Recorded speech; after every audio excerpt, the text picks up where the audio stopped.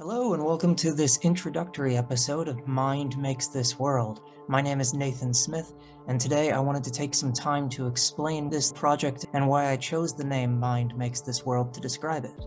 Mind Makes This World is meant to explore theories, principles, and practices for developing emotional intelligence and mental health, grappling with psychology, philosophy, literature, religion, and other adjacent fields. We explore how we and others make sense of and find meaning in our experiences.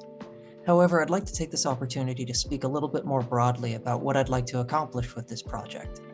The German philosopher Friedrich Nietzsche once referred to psychology as the quote-unquote queen of the sciences.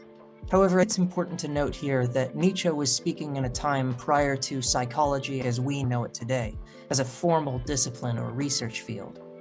For Nietzsche, the term psychology had a far broader meaning than we might mean today. Psychology for Nietzsche included philosophy, literature, sociology, anthropology, and more. For Nietzsche, psychology is the study of how we process the world.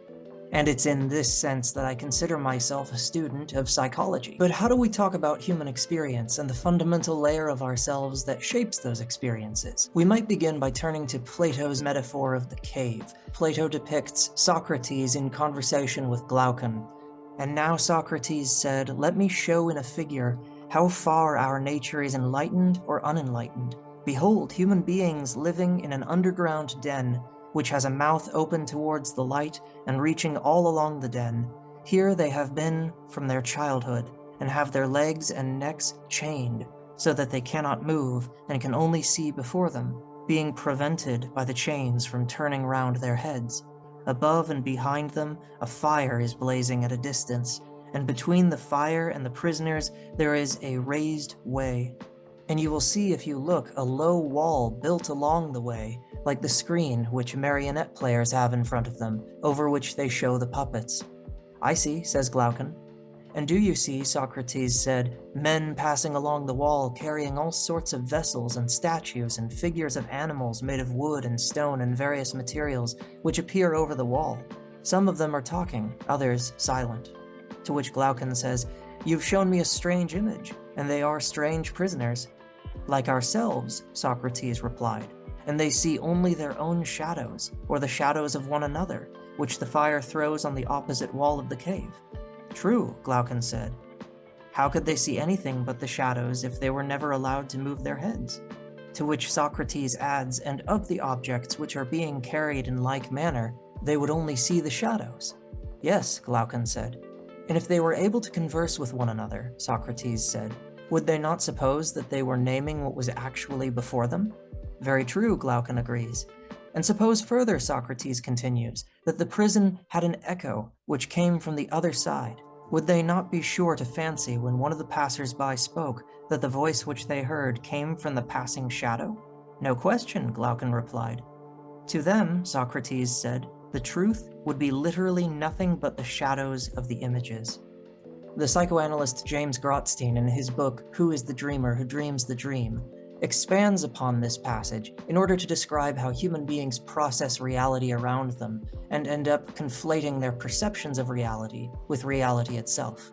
In his preface, Grotstein says, "We forget that we must subjectively format the data of our observations with a priori categorizations, just as a film emulsion catches the rays of light and transforms them into corresponding photographic images, so the images we form and internalize are modified by the subjective emulsions of our internal world. The resulting chimerical hybrid images are at some remove from their original models, and they function like additional filters over our subsequent perceptions. We process our experiences from inherent and continuing mental formatting. We and our mental objects become prisoners not of the events that transpire between us, but of these subjective transformations and the personalizing modifiers of how we process our experiences. We experience reality through our perceptions. Our perceptions become so fundamental to our experience of reality, so close to us, that we begin to lose sight of the fact that they are perceptions and not reality itself. We might compare this form of transparency to a pair of glasses. When lenses are so close to your eyes, you lose sight of the lenses themselves and simply see through them. Our perceptions of reality are much like the lenses of a pair of glasses. They are so close to us that we simply see through them, but never notice them. In a very real way, we do not see things as they are, we see things as we are. To explore this idea further, we turn to the philosopher Ludwig Wittgenstein's book, Philosophical Investigations, wherein Wittgenstein proposes a thought experiment to his readers. He invites his readers to imagine a room of several people, each holding a box. A different object is contained in each one of those boxes. However, each person holding the box refers to the item in their box as a beetle. Wittgenstein invites his readers to consider the kind of conundrums that might arise from this strange situation. For example, two participants in this thought experiment might have completely different objects in their individual boxes, and yet they both refer to that object in their respective boxes as a beetle.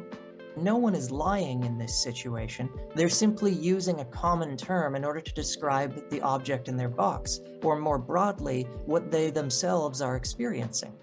As Wittgenstein writes, an inner process stands in need of outward criteria. What Wittgenstein seems to mean by this is that we must establish a right relationship with language, to understand that the proverbial object in our box and the language we use to describe it are two separate things. When we fail to make this distinction, we may find ourselves in a situation just as strange as the people in this thought experiment, each one with a different object in their respective box, yet each one referring to their object as a beetle. Similar to Plato's Cave, for Wittgenstein, reality is that which we experience firsthand. However, when we begin trying to make sense of those experiences, whether to ourselves or to others, we are left only with shadows of the original. We use language not as a tool for describing reality as such, but in describing our own lived experience and attempting to evoke that same experience in others.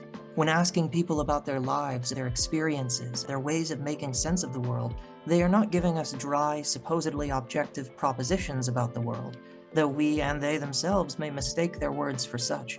Instead, they are sharing how they experience the world. If we wish to truly understand others, we must, to paraphrase Wittgenstein, not think, but look. Mind Makes This World is my attempt to look at how others experience the world, how they understand and regulate their experiences, by looking behind their proverbial language, their words, their concepts, their emotions, their memories, their perceptions, at the experiences that gave rise to this language in the first place. In exploring what others truly mean by the language they use, in attempting to drop beneath their words and concepts to the experiences they seek to convey and evoke, we may begin to see how we ourselves use our own language, or even how we may lose ourselves in language altogether, how we conflate experiences with the languages that describe them, how we speak over ourselves and others in the deepest possible ways. The Buddhist teacher Bhikkhuni Aya Khema expresses it in this way: if the whole universe can be found in our own body and mind, this is where we need to make our inquiries. We all have the answers within ourselves, we just have not gotten in touch with them yet. In learning to drop beneath others' language and explore how they make sense of their worlds, we may develop the skills necessary to drop beneath our own thoughts, emotions, perceptions, to use them more flexibly, more skillfully, and more importantly, to discover where they come from in the first place. Perhaps by doing so, we may come to meet our truest selves, the depth within each of us that seems to weave together the very world we live in.